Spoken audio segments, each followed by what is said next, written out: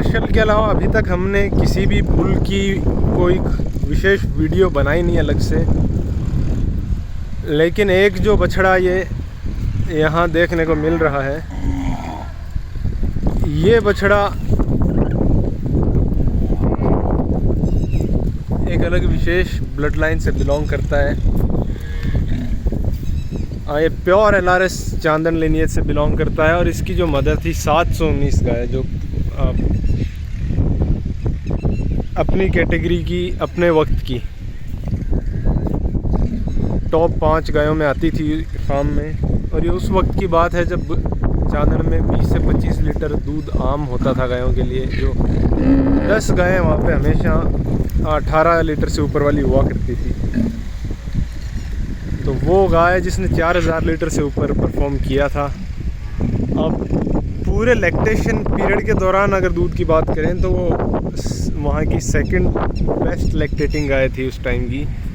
और पीक की अगर बात करें तो वो टॉप 5 गायों में आती थी, या 22-23 लीटर तक उसने दूध दिया था वहाँ पे।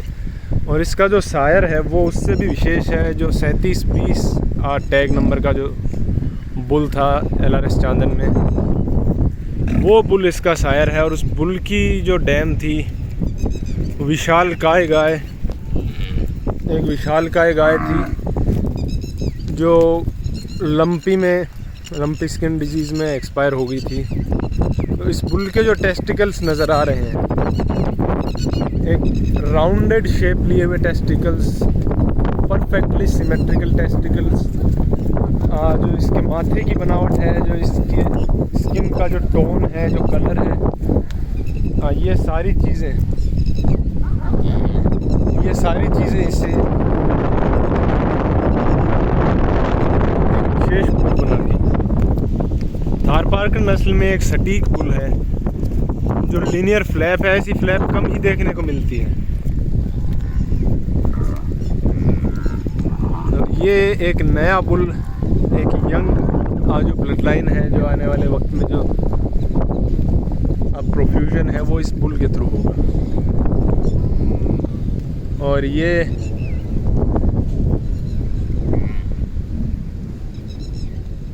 जो मौसम है इसका असर गायों पे भी देखने को मिलता है, सभी जानवरों में देखने को मिलता है। अगर जानवरों को अपने नेचुरल तरीके से रहने दिया जाए और नेचुरल साइकिल को फॉलो करने दिया जाए तो जानवर जीव होते हैं, ये सबसे ज़्यादा इन चीज़ों को परसीव करते हैं, सबसे जल्दी रिएक्ट भी करते हैं।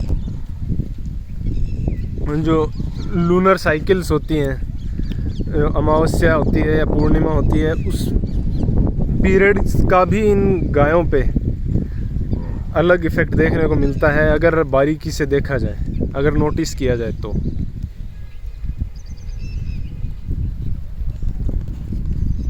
और वहाँ एक जो बुल नज़र आ रहा है, अब थोड़ा अपने प्राइम को पास कर चुका है ये बुल, लेकिन एक लेजेंडरी बुल है ये, मार्शल का फादर, और हमेशा लड़ने के लिए उत्सुक। तो ये विचरण करने में बिल्कुल भी इंटरेस्टेड नहीं है। ये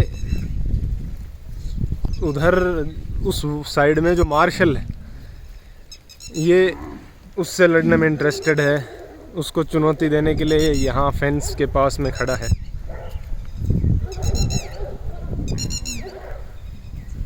तो ये बुल जो 31-32 का बेटा है, और इसकी डैम थी 816 नंबर गाय, जो प्री मैच्योरली एक्सपायर हो गई थी। लेकिन उसका जो बीज है वो इस बुल के रूप में, अगर किसी भी ब्लड लाइन को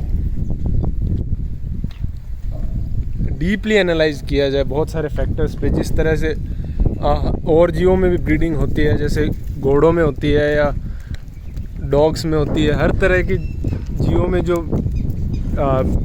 सटल लेवल पे जो ब्रीडिंग होती है, उन पैरामीटर्स में इससे बेहतर बुल मिलना मुश्किल है। क्योंकि इसकी जो जनरेशन्स हैं लगातार कंसिस्टेंटली 20 लीटर से ऊपर दूध दे पाई हैं। 2 जनरेशन्स में भी 20 लीटर से ऊपर दूध देखना बहुत मुश्किल होता है। एक गाय अगर अच्छा परफॉर्म करती है तो वो ब्रीडिंग के लिए बेस्ट गाय नहीं मानी जा सकती। इसमें ब्लड लाइंस की कंसिस्टेंसी देखना बहुत ज़रूरी है, और चांदन ब्लड लाइन में तो बहुत ही कम देखने को मिलते हैं। और इसके जो टेस्टिकल्स हैं इनकी भी बनावट एकदम राउंडेड, एकदम सिमेट्रिकल। तो जो ओरिजिनल ब्लड लाइंस थी थार पारकर की, उनका अडर स्ट्रक्चर हमेशा बैलेंस देखने को नज़र आता है। एक गोलाई लिए हुए परफेक्टली सिमेट्रिकल स्ट्रक्चर होता है। और जो आगे मॉडिफाइड लाइंस हैं, जो CCBF लाइन देखने को मिलती है थार पारकर की, उसमें थोड़ा सा पेंडुलस अडर ज़्यादा देखने को मिलता है। तो जो सेलेक्टिव ब्रीडिंग के कुछ दुष्परिणाम भी देखने को मिलते हैं, और उन्हें फिर से दोबारा सेलेक्टिव ब्रीडिंग के थ्रू सुधारना भी पड़ता है।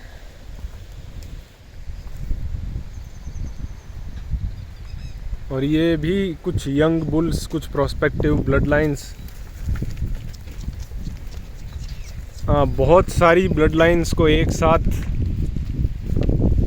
आगे के लिए तैयार करना पड़ता है, तब जाके नई ब्लड लाइंस बन पाती हैं। ये बुल एक प्रोस्पेक्टिव बुल, और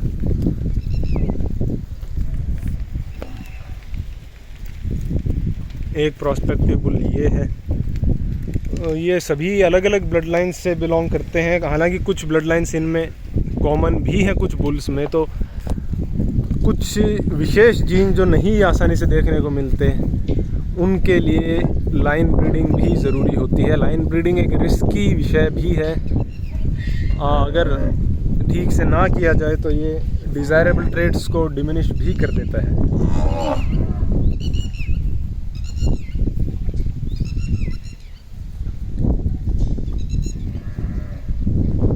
ये एक कम्प्लीटली ब्लैक वेरिएंट बहुत ही कम देखने को मिलता है।